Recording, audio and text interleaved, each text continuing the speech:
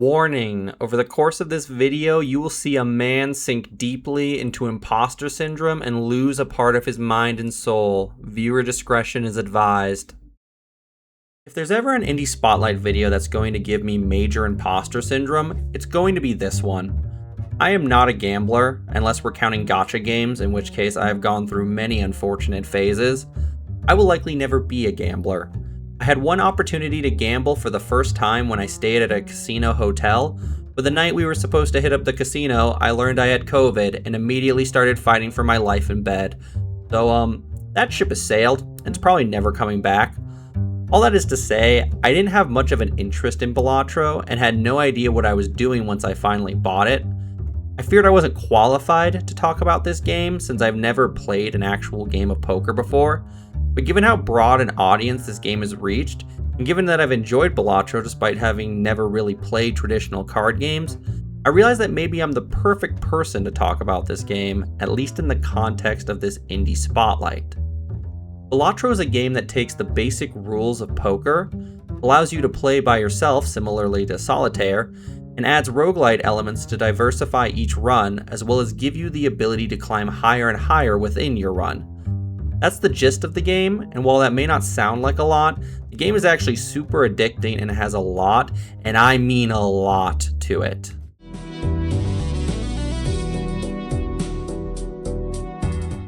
Skipping all other aspects of gameplay, I want to first give a basic rundown of the types of hands that can be played in a round of Balatro, much like what I had to Google before I could start playing, because I didn't realize there was an in-game option for learning this until I started working on this video.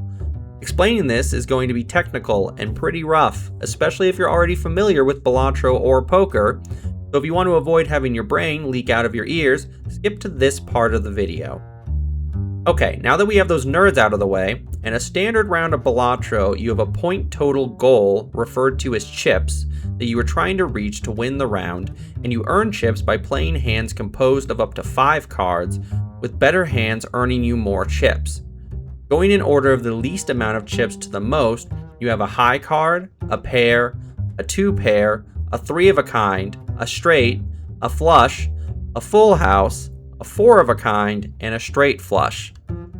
A high card is generally what you want to avoid, as a high card basically means that you couldn't play an actual hand, so you're earning chips based on the card played with the highest rank, which is just its numerical value plus 5 times 1.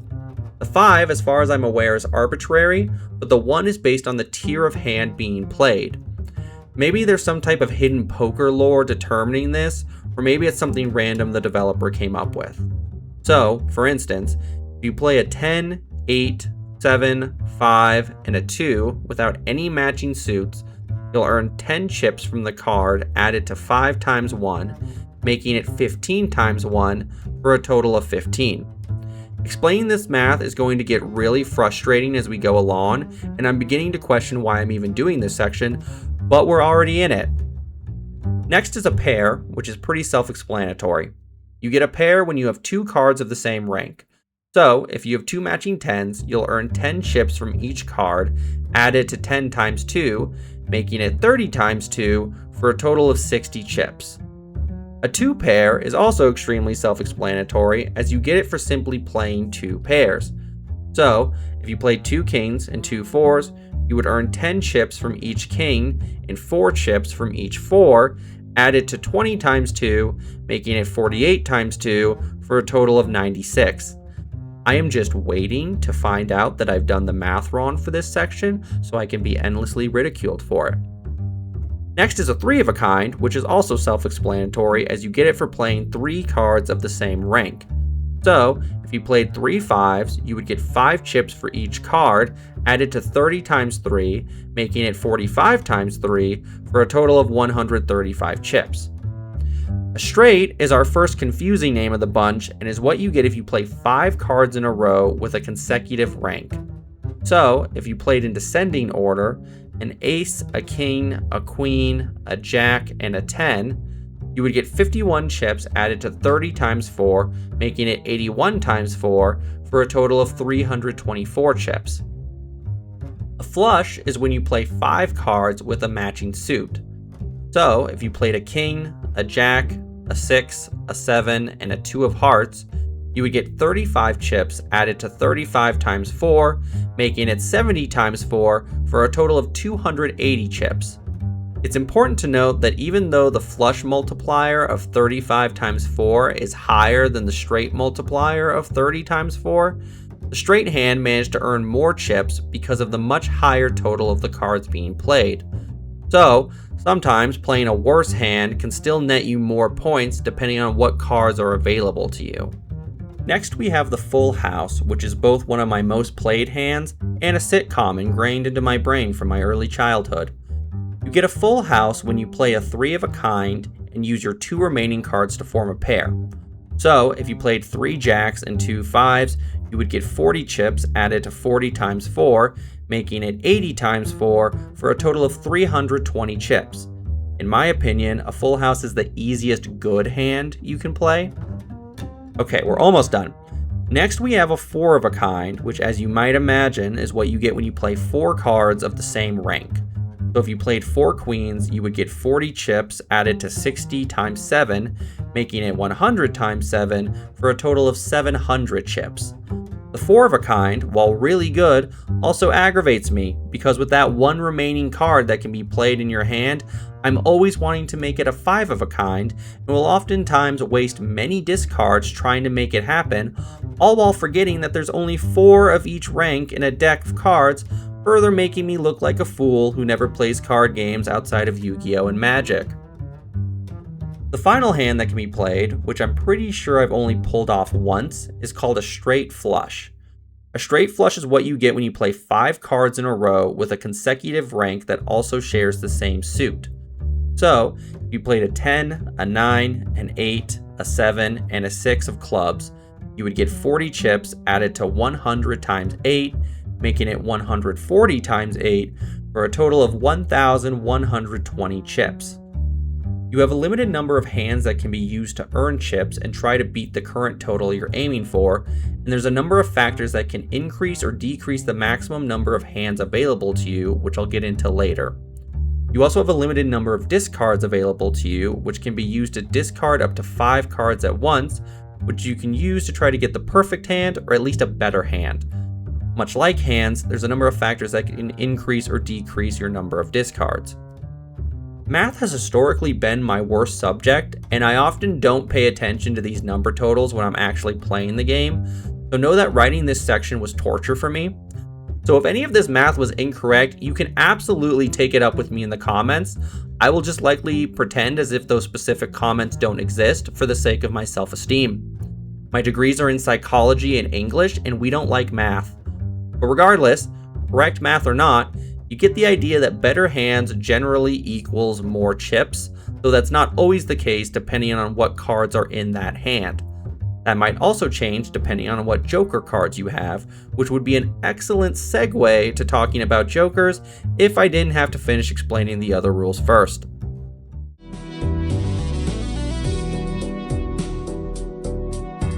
Okay, I was going to divvy this up into multiple sections, but I'm thinking I can keep this part pretty brief. A blind essentially refers to the next part of your run. If we were to use Aethermancer or Slay the Spire terms, a blind would be your next combat encounter. A blind is the chip value you have to meet or exceed to win a round. The chip goal is pretty easy to beat at first, starting at 300, but can increase to some crazy numbers as you go along. There are 3 blinds within each ante, which serves as a sort of difficulty class that you're in, and you're able to skip one or both of the first 2 blinds, but you can't skip the final blind, which is referred to as the boss blind. There are pros and cons to skipping a blind. If you decide to play a blind, you will earn cash at the end of the round, which you can spend at the shop in between rounds, but if you choose to skip a blind, there are a number of possible benefits you can receive, such as bonus cash after the boss blind, or a free card pack, or a free initial purchase the next time you're in the shop. And that's just a few examples. So, each time you approach a new blind, you have to level the cash reward and the random possible shop selections you can choose from with that cash over the direct reward gained from skipping the blind. But if you skip too many blinds and don't have the cash for things like jokers or tarot cards, you may be setting yourself up for disaster come the boss blind. On that note, I should probably explain the boss blinds and ante. Ante refers to the general difficulty your run is currently at, with each ante consisting of a small blind with a relatively low chip goal and cash payout, a big blind with a higher chip goal and payout, and finally the boss blind, which has the highest chip goal of the ante and the largest payout. However, what truly sets boss blinds apart is the modifier attached to it that you have to deal with. These modifiers can vary wildly and can make or break a run. There might be a fairly easy challenge, such as certain suits, such as hearts, having a debuff, so that heart cards played don't give you any chips. Or you might get one that's just a smaller than normal hand size. You might have an intermediate challenge, such as a higher than average chip goal to achieve, or having cards drawn after playing a hand drawn face down. Or you might have an insane challenge, such as having to meet your chip goal with a single hand. Regardless, once a boss blind has been completed, you up the ante and move on to the next set of blinds. For me personally, these challenges can either be really fun or really frustrating. I like how they can really change the game and make you think, but it's also annoying when you're on ante 6 and are dealing with some really high chip goals just to be told you have to win the boss blind with a single hand. It can take a good run and destroy it instantly. That being said, I know I'm not experienced with these types of card games, so it's entirely possible I'm blowing these challenges out of proportion and they're not actually that bad. It's also worth noting that certain skip blind rewards allow you to spend money to change the boss blind, so there's an element of strategy and planning there too. I just wanted to vent my frustration there for a moment, as I really wanted to clear a run before making this video, but my boss blind RNG hates me. But anyways, that's the general gist of how to actually play the game. Let me get into the stuff that really spices Balatro up, which is the roguelite mechanics.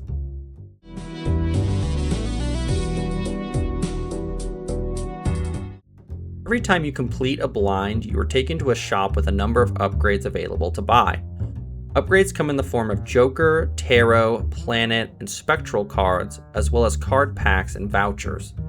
The card booster packs are pretty simple in that they'll usually give you options between either playing cards, planets, tarots, or even Joker cards to either add to your deck or use immediately. You also have the option to spend money to re-roll the cards available to you, as well as sell cards that you already have. However, the shop is only available to you if you complete a blind, and is skipped if you decided to skip a blind. Let me first get into the cards most integral to the game, Joker cards.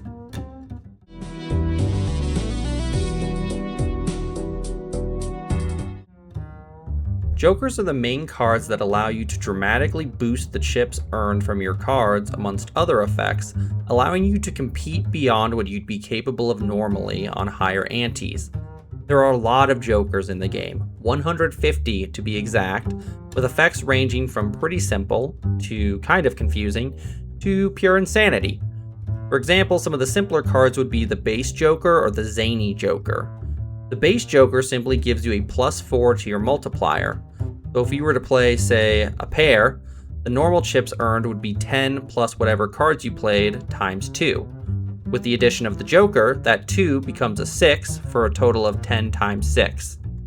The zany Joker, on the other hand, gives you a hefty +12 to your multiplier, but only if your played hand contains a 3 of a kind. Some of the slightly more complex cards include the Scholar or Riff Raff.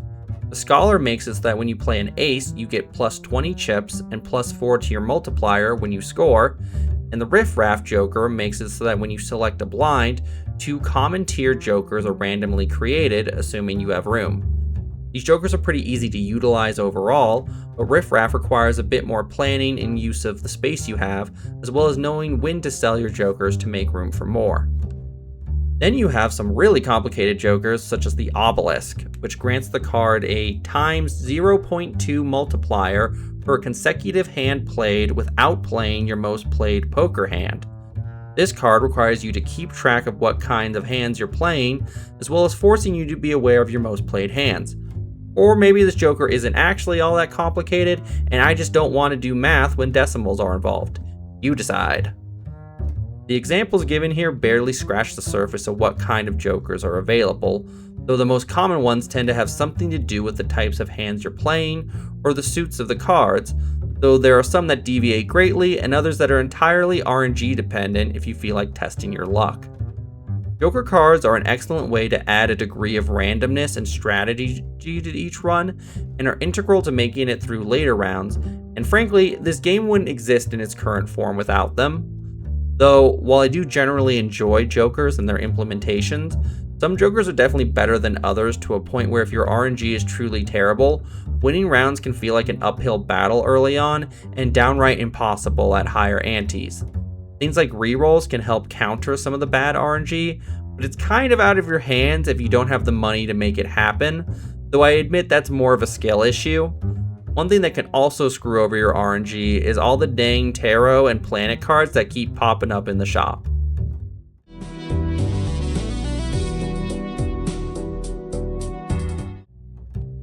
Okay, that wasn't one of my best transitions, but I'm trying here.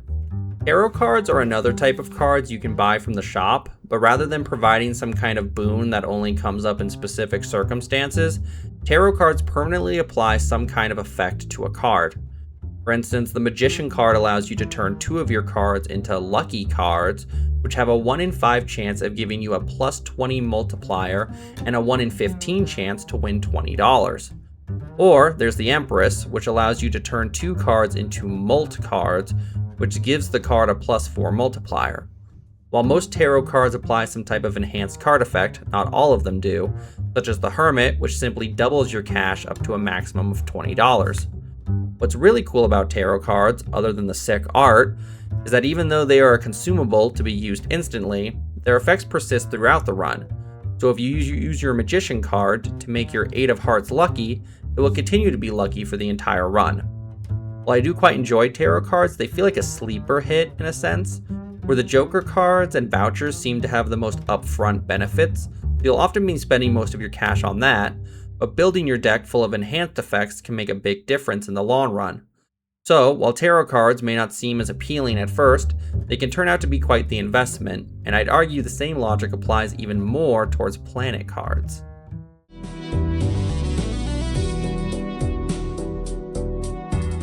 I ignored planet cards for the longest time since I thought they were borderline useless.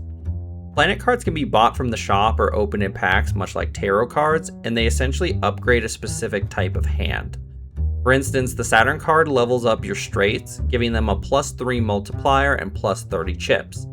Now, I don't know if the game didn't make this obvious or if I'm just stupid, but when a planet card is played, the upgrade persists for the duration of the run, and as such, you can stack cards to level up the same type of hand multiple times. I was a fool and assumed the planet card would only work on your next played hand, so I would only ever buy planet cards if there were no other options. I'd sit here and list off other planet cards, but they all pretty much do the same thing, just with different types of hands, with a bigger bonus being given for hands that are harder to play. So yeah, planet cards can be really good, and go figure, there's a reason why certain blind skips and vouchers specifically increase the chances of them showing up in the shop. I'd give my more personal feelings on planet cards, but if you'll excuse me, I'll have to go and actually start using them once this video is done. Let's just talk about spectral cards before I feel like an even bigger idiot.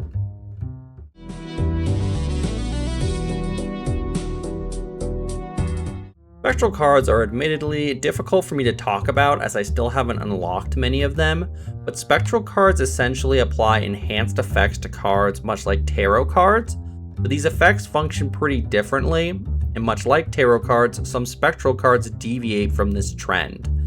Importantly, many of these enhanced effects are called seals, which can be stacked with the enhanced effects provided by tarot cards. Okay, let's pause for a second. I'm getting confused with all this terminology, which means y'all are probably just as, if not more, confused than I am. I'm going to buck my topic categorization system for a second and just spell out the types of enhancements in the game.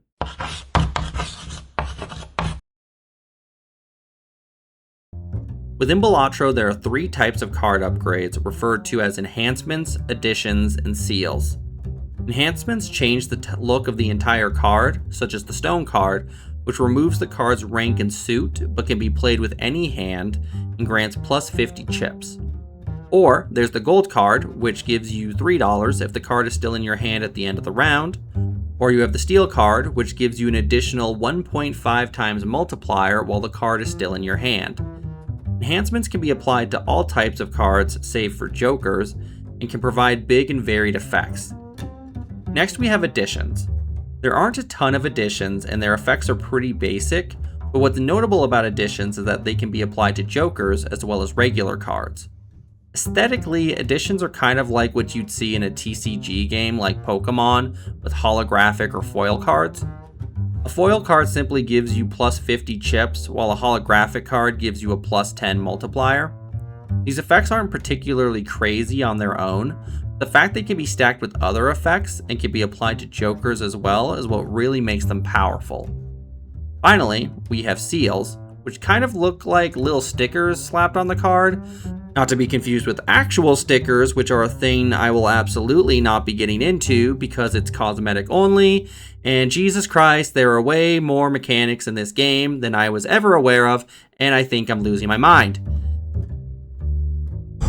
Anyways, there aren't a lot of seals, but they can be very powerful if used correctly. For instance, the red seal can re-trigger a card once when played, which is fine on its own, but if paired with a card that already has other enhancements, the result can be round winning. Other seals can be very powerful, but require far more strategy, such as the blue seal, which will create a corresponding planet card for the final hand played, so long as the card with the seal is in your hand. There. We're done. I'm sick of talking about upgrades. If I were to put aside my bitterness for a second, I'd talk about how these upgrades are really cool and allow for an advanced level of strategy that goes far beyond the strategy that poker already requires, and how combining the different types of upgrades into a single card can create some really powerful hands. I'd talk about how upgrades can make even less powerful cards useful, such as taking a purple seal, which creates a tarot whenever the card is discarded, and placing it on a 2, since a card with that low of a rank is one you'll likely be discarding anyways. I would talk about all of that, but this game is somehow even more complicated than I ever realized, and I'm starting to see why I've yet to complete a run. I'm gonna finish talking about spectral cards now.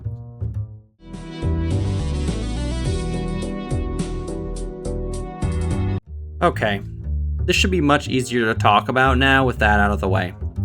Spectral cards generally allow you to upgrade cards by applying additions or seals to them.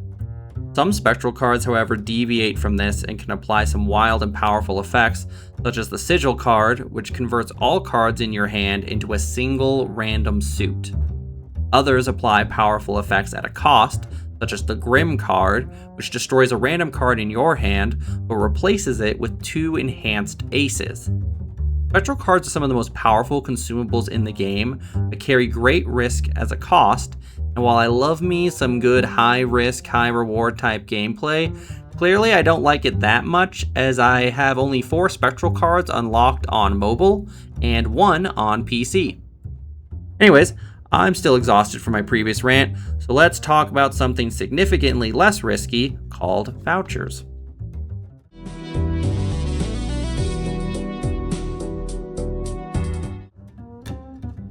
Vouchers are great, most of the time, depending on what you're going for at least. Vouchers are essentially expensive passive upgrades costing $10 each and are replenished or replaced every time you complete a boss blind. Vouchers are a pretty nice risk-free investment, with the only real cost being their high cash price. For some examples, the crystal ball gives you an extra consumable slot, while the wasteful voucher gives you an extra discard each round for the rest of the run. There really isn't a downside to taking a voucher other than the cash cost, but if you're tight on cash, there's some you can justify skipping depending on your playstyle. For instance, if you're not a big fan of planet cards like I was, you can probably skip the Planet Merchant card, which makes planet cards appear in the shop 2 times more often. Then again, given how wrong I was about planet cards, maybe you shouldn't take advice from me and should just grab vouchers whenever you can. Overall, vouchers are my favorite type of upgrade or booster or whatever you want to call it, as it's basically always helpful, with the only real cost being its literal cost. Okay, we're in the lightning round for this section, so let me quickly touch on decks.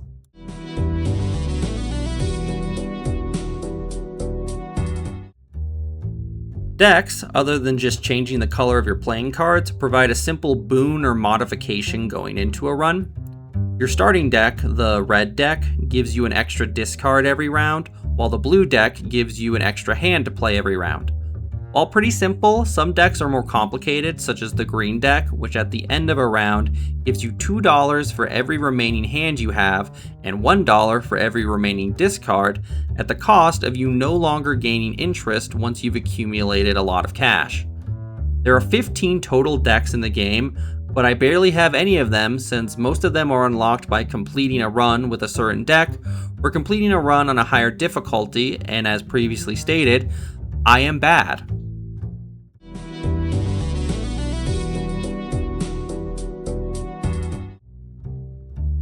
Okay, I have a confession to make. Well, it's not much of a confession at this point since I won't shut up about it. I am bad at this game. I knew I was bad, but making this video has made me realize that I am much worse than I initially thought. I am the type of IGN review that people make fun of. But I'm at least trying to be transparent about it, and I'm not allowing my lack of skill to affect my overall feelings on Balatro as a game. With all that out of the way, I'm going to say right now that everything I'm about to talk about, I had to look up, since higher stakes are unlocked by completing a run with a given deck, and challenges are unlocked by completing runs with 5 different decks. Previously stated, I've yet to complete a single run in general, not because I haven't played the game a lot, but because I am not good at it. If I waited until I had more stakes unlocked to make this video, it would take months of grinding before I could even start this script. If I waited until I had challenge mode unlocked to make this video, I'd probably end up deleting this channel.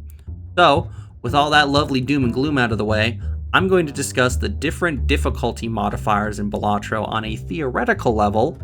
Spoilers ahead if you want to unlock and discover this stuff for yourself.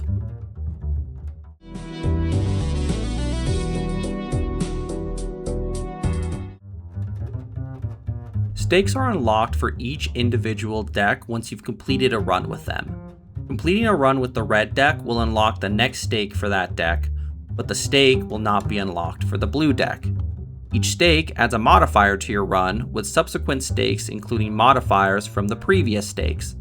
For instance, the red stake is the first stake you can unlock and makes it so that small blinds don't reward any money, while the green stake, unlocked afterwards, scales the chip requirement for each ante faster, while also removing cash rewards from the small blind.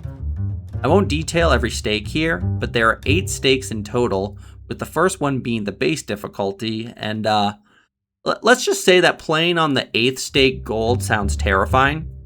While I can't speak too much on stakes, given that I haven't unlocked any, I will say that I'm impressed with the sheer amount of content that stakes provide for those who are looking for more of a challenge, or are maybe just too good for, well, their own good. Stakes are only unlocked per individual deck, with there being 15 decks in the game and 8 stakes overall. A completionist would have 120 stake/deck combos to play through, and that's not even getting into challenge decks.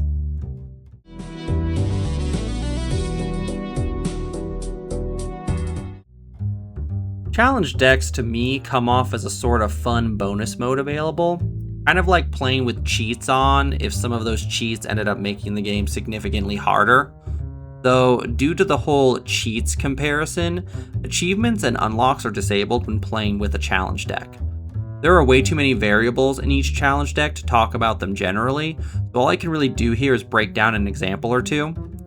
Some decks are pretty standard with only 1 or 2 notable changes, such as the Medusa deck, which replaces all face cards with a stone card. You're also given an Eternal Marble Joker card, with the Eternal part meaning it can't be sold or discarded. That adds a stone card to your deck every time a blind is selected. 2 very simple changes that I imagine can make a run spiral out of control very quickly. Some challenge decks require a bit more strategy, such as the Rich Get Richer deck, which starts you with $100, but makes it so that your chips can't exceed your current amount of cash.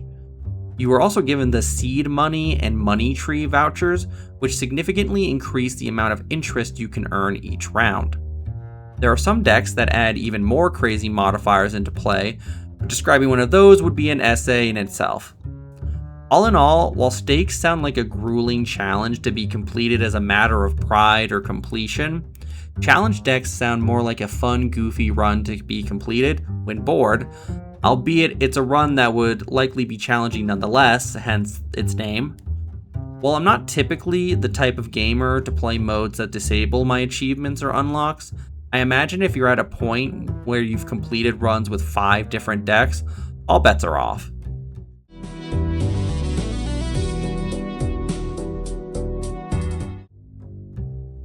While I really don't want my frustrations in the previous sections to leave you all with the impression that I don't enjoy this game, there's no denying that the negativity seeped through a bit. So I wanted to talk about some of the smaller details I really enjoy in Balatro, but couldn't find a place for anywhere else. I was going to split these topics into their own sections, but the last video taught me that I'm not very good at putting my artistic opinions into words, so I'll put it all together.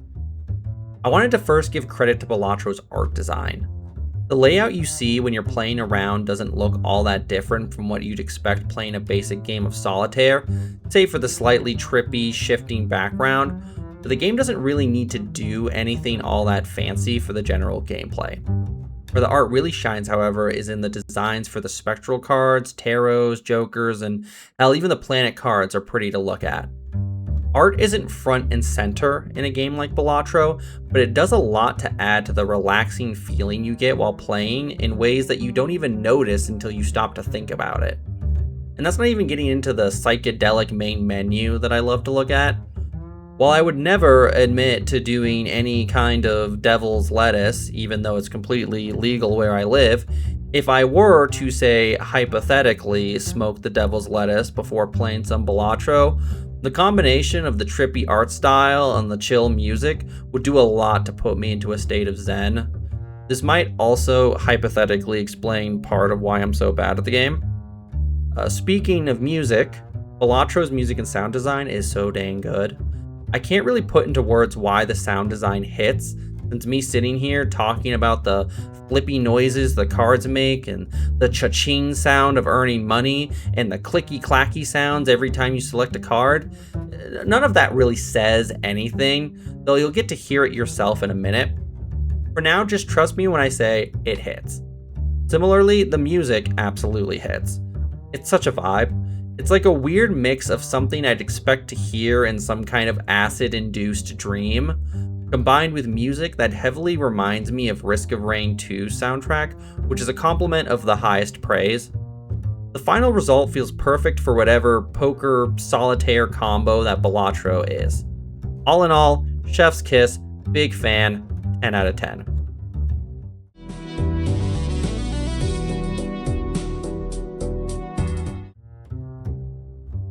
Despite the negativity that pervades throughout the spotlight, I gotta say, this game rocks. The negativity is not a reflection of this game's quality, but rather me coming to terms with my own feelings of inadequacy. I still don't know if I'm qualified to make this video, nor do I know what being qualified even means in this context.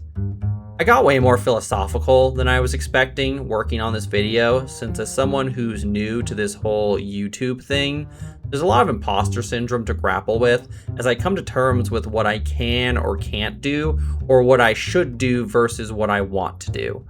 But that's getting super off track. That whole speech was meant to be a segue to say that I want something good to come out of my negativity, so I prepared a small compilation of every time I lost my mind while recording gameplay for this video. So if that sounds fun to you, stand by for a moment, but if you'd rather just skip to my real final thoughts, you can follow the timestamp here.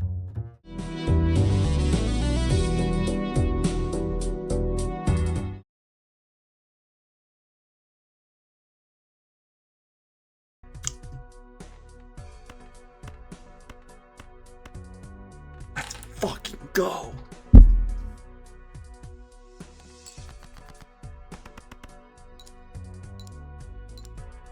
I don't think I've ever done this before. Holy shit. Oh wow, that didn't actually do anything for me. Sure.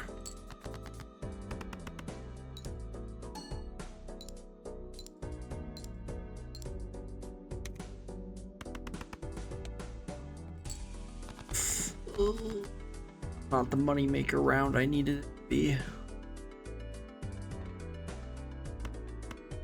Fuck it, this one's for all the melons. Fuck.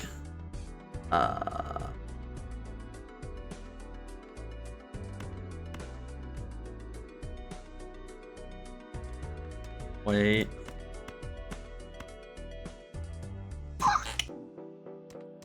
Okay. Sick.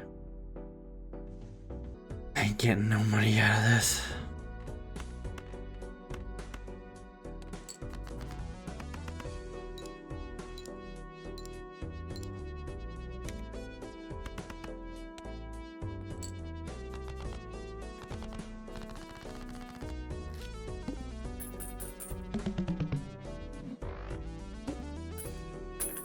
No money, no bitches, no nothing. I do not have the heart of the cards.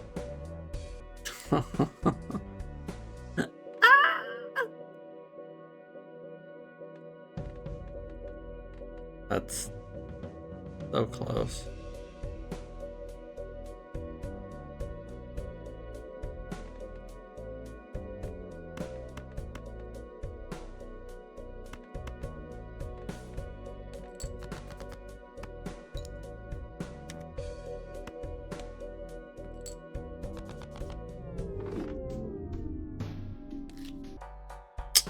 Shit. God damn it. Let's fucking go. Let's fucking go.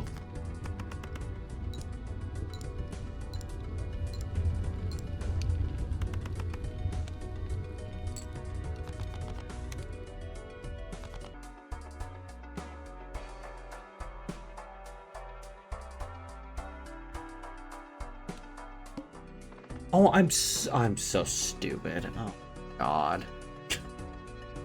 God damn it.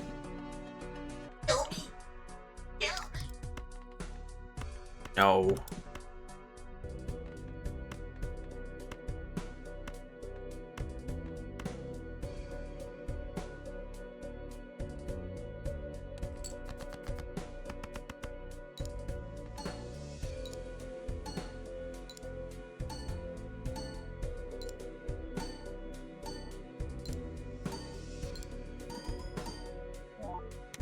Okay. Holy shit, I can't believe I... Alright. Poggers. That guy Doug that I sometimes watch. Maybe. I've shown... He's the guy who did the AI D&D. Oh, yeah. I feel less bad about his AI use. Mm-hmm. Anyways. But he always goes like, Poggies! Like in a very specific way. So he'll say Poggers, and I always want to be like, Poggy! To be honest, I thought your headphones were still muted. Yeah. Could this be the run? It will be. Oh. Oh. Technology. Technologia. What is I don't want this. Okay. I see. A straight. Oh, that's me. Did I just throw?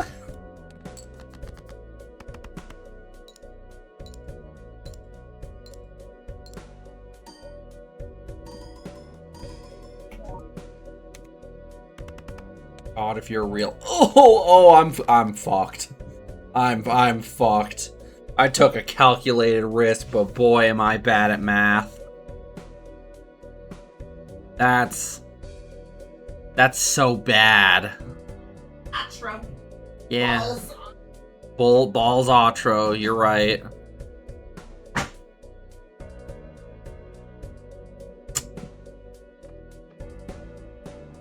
Idiot, Sam. Idiot. Um.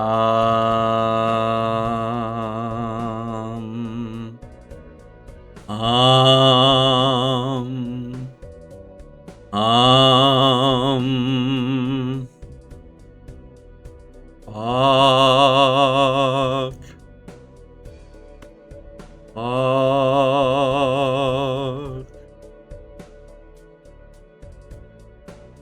Oh, wait, I can drag to rearrange? I'm... Fucking god, okay. Hey, I just met you. And this is crazy. La-dee-da-dee. La-dee-da-da. Use. Fuck! God, son of a bitch! I knew it! I knew I was reading it wrong! I knew that was too good! Fuck! Fuck!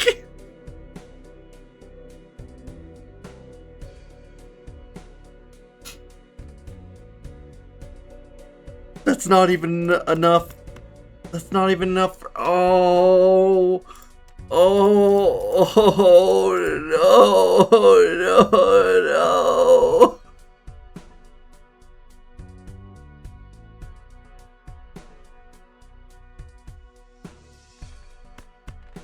Okay, a risky play. I'm doing a throw hand. I can't save this. Oh. Oh. I really need that lucky.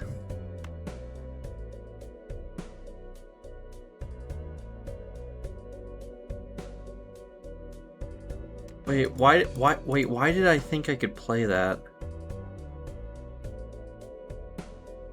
Oh. Oh. No. This was supposed to be the one. This was supposed to be the one.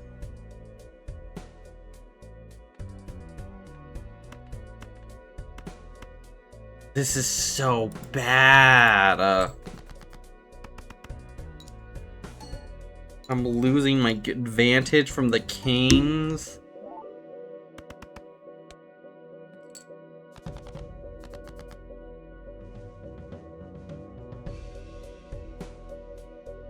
Hey, I just met you, and this is crazy, but I'm a dumbass. Come kill me, maybe.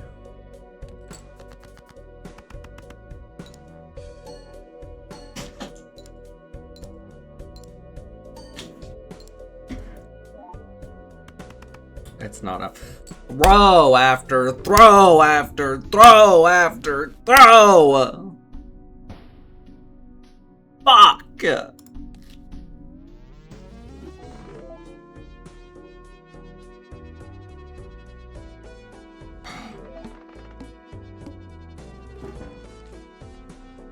Don't fucking pity me. Said don't fucking pity me. Gimme. I need an 8. I need an 8, you fuck.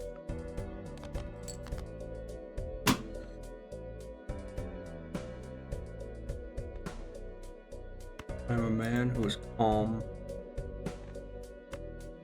collected. I'm the pilot of my life, but if this game doesn't give me a fucking 8 after this next discard.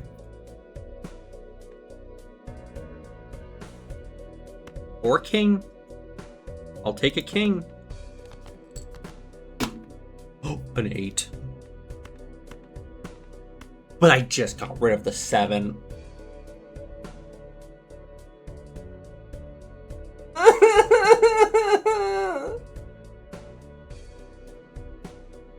That's fine. Life is a circus and I am the clown.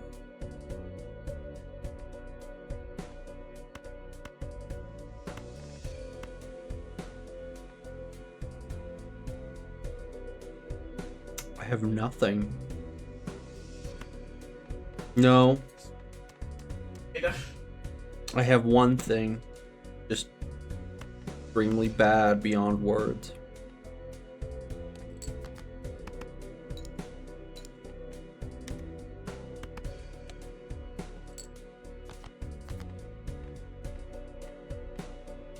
Son, go watching. Here's a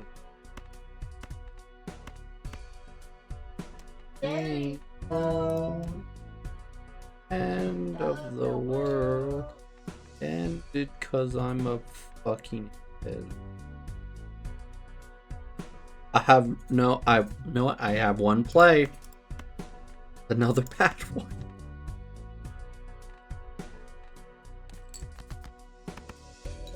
If I lose this on round fucking 2, I don't know what else I have to say for myself.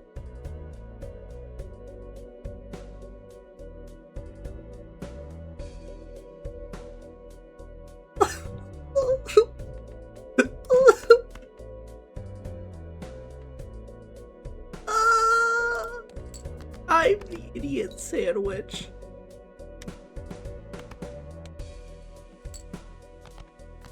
I think I'm gonna make it, but I don't deserve it. I don't deserve this victory. Why did I sell that? Am I stupid?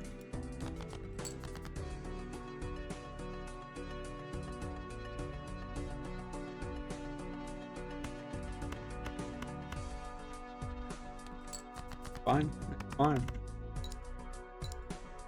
I am the champion. My friends.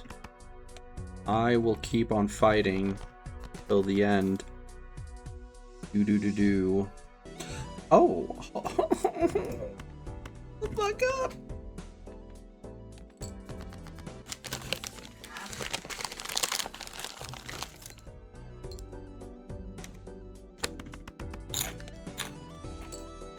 You're absolutely shit on.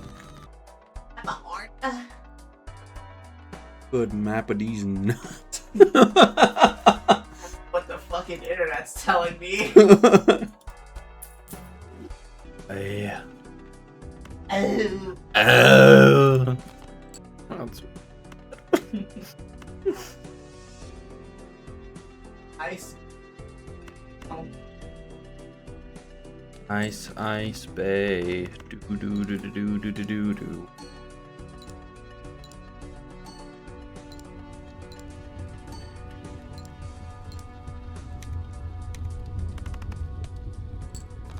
Damn. Get fucking one shot. I love this early portion where I get to be overconfident and feel like I'm good at this game. Ignoring the fact that I've never successfully completed a run. Oh. Play only one hand?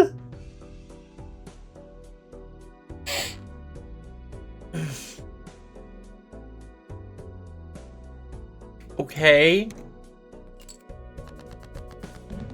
This is fucked up.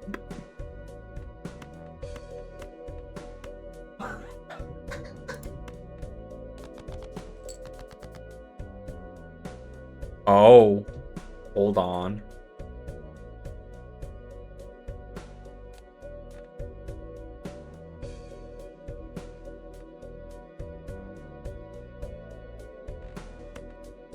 I really have to hope this is gonna be enough.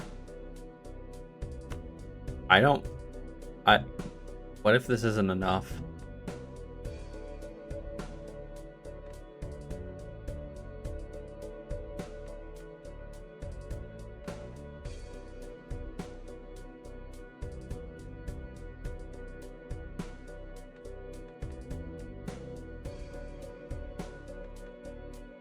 I'm not taking that chance, actually.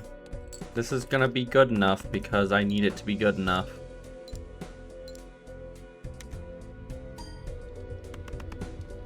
Oh, thank God. What?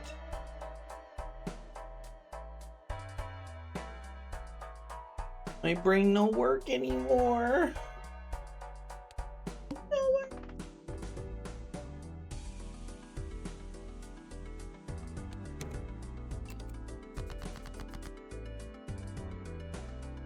Maybe I also need to be done with this game. Oh, my brain hurty. Wow, that's fucking ass. Not in a good way.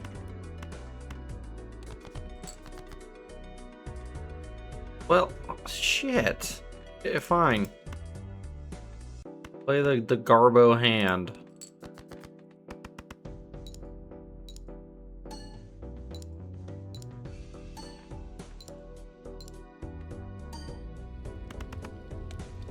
Okay, the Garbo hand won the round in a single hand, so maybe it was not in fact a Garbo hand.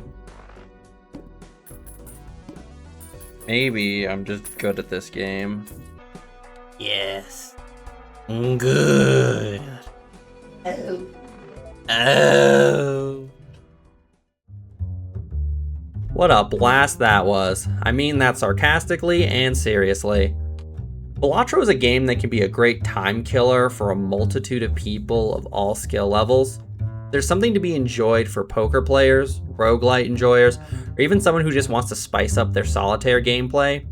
Hell, you could be none of those things and still get some fun out of Balatro. It's inexpensive, sitting at $15, and the mobile port is great, so it can be casually enjoyed as you unwind before bed, or it can be a game that you sit down and devote a lot of time to. Despite all the frustration I've expressed at my own failings, none of that has stopped me from loving this game and continuing to play it whenever I have the time. I've yet to win a single run, and I'm still playing it purely for the love of the game. And it's entirely possible you may not have that same experience. Maybe the difficulty and the randomness of the game is a turnoff for you. But I hope this video got you just a little bit closer to making that decision for yourself. Hello. Oh, that's a cattail. She's so distracting. And now she's tearing things up. It's fine. Sorry if I look and sound dead inside. I'm currently running on 3 hours of sleep. I also just figured out how to focus my webcam. That's pretty cool. That means that the videos I previously recorded with this webcam, the webcam is going to look super blurry because for some reason I thought this lens would allow me to zoom in. Instead, it's just the focus. So we're running a well-oiled machine here. I totally know what I'm doing. Sorry for the big delay on this video. It really wasn't supposed to be this long. There were just many setbacks. The first one just being that I couldn't decide on a game for starters. Originally, my next spotlight was going to be on Slay the Spire, since that's a game I've already played a ton, and I was already playing it a lot at the time on my phone. I was like, oh, this should be a good, easy game to talk about. But then I thought, oh no, I don't want to do 2 roguelites in a row. That's no good. So I pivoted to cover this game called Surrounded. It's another really fun game that I'd love to talk about, but I spent like a good week and a half working on that to a point where like part of the script's already written. But then it reached a point where there were certain, I don't know if it's fair to call it like end game content when the game is very early access, but later game stuff to do that I wasn't ready for, and it was going to take me a lot longer to get to that point where I could experience that content so I could talk about it. And I didn't want to spoil it for myself, but I also didn't want to kind of ruin the experience by rushing it. I was like, okay, shelve this for now. What's something easier I can talk about in the interim? So I decided to do Balatro, which, for one, it's kind of funny because that's also a roguelite, so I'm still doing 2 roguelites in a row. Here I was in the last video saying, oh, I'm no expert on roguelites. I haven't played a ton. And then I looked into my Steam library, and like over half the indie games I own are roguelites. And then also Balatro, Not as simple as I thought. Actually, very complicated. I just didn't bother to really pay attention to the mechanics until I suddenly had to talk about them. Which kind of brings me to the second setback I experienced, which is life has been hitting hard. I don't need to go into details, but life has been depressing and stressful lately. And unfortunately, Balatro, while it is a game I really enjoy and I have fun playing, it's not a super interesting game to write about, I learned, which is a little bit of a problem since with my creative process, editing is something I can do without issue while I'm feeling depressed because it's like I'm not phoning it in. I still work hard, but I don't need to be fully locked in or fully focused when I'm editing. I can just kind of do that regardless of mood. And then like recording live play stuff, that's like I don't want to be super depressed for that or else it'll show in the video, but I also don't need to be like 100% either to do that. But writing, oh my god, I really struggle to write when I'm feeling depressed. So just getting the script done was the biggest hurdle, and the fact that Balatro isn't the most interesting game to write about just kind of made the problem worse. And I was burnt out, and I would write like a paragraph and be like, "Nope, I'm done for today." Um, Third problem, too. When I released the first Indie Spotlight video, that was my first video ever. There were no expectations, which I mean,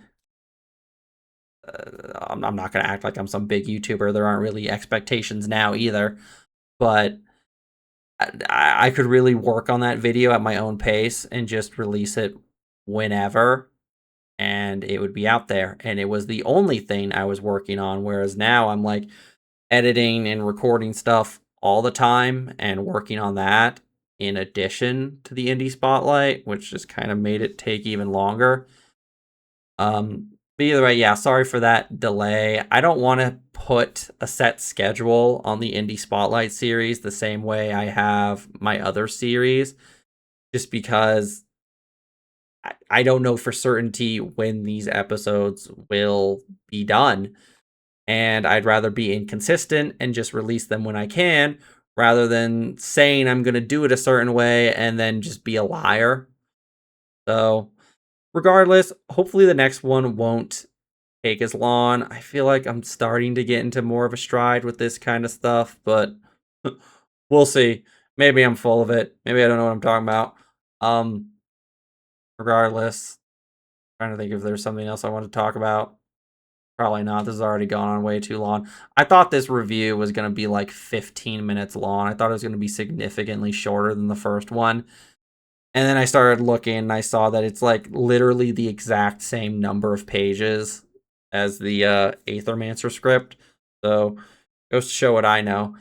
But I hope you enjoyed the video. I hope it wasn't too negative or depressing. Like I said, life's just been kind of seeping into things. So hopefully upcoming videos will be a bit more chipper. Um, I'm still too kind of awkward to do that YouTuber like, comment, and subscribe thing. But if that's something you want to do, like that's chill. I won't say no. I won't complain. That'd be pretty cool. But if not, whatever. Um, yeah. I hope you're having a good day, and I'll see you in the next one.